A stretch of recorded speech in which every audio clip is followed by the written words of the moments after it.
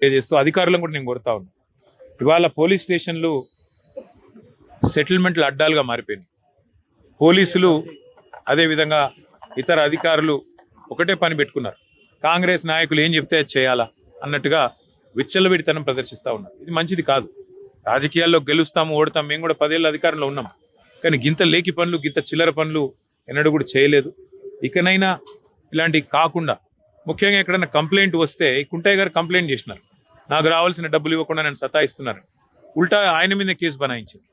అంటే ఈ రకమైన వేధింపులు, ఈ రకమైన సివిల్ మ్యాటర్లో కూడా పోలీసులు దూరడము, సెటిల్మెంట్లకు ప్రయత్నం చేయడము, ఈ రకంగా అరాచకం చేయడము ఎంత మాత్రం మంచిది కాదు. నేను ఏ ఒక్కరి మీదో నేను విమర్శ చేస్తలేను. ఇది ఈ రోజు కుంటయ్య గారికి జరిగింది, రేపు ఇంకోరికి జరగవచ్చు. కాబట్టి ఇది మంచిది కాదు. దయచేసి కంట్రోల్ చేసే ప్రయత్నం చేయాలని చెప్పి కూడా నేను ఈ రాష్ట్ర ప్రభుత్వాన్ని కూడా కోరుతా ఉన్నా. కానీ ఆ కుటుంబానికి మాత్రం ఇవాళ ఇంతకంటే ఎక్కువ రాజకీయం నేను మాట్లాడను. ఆ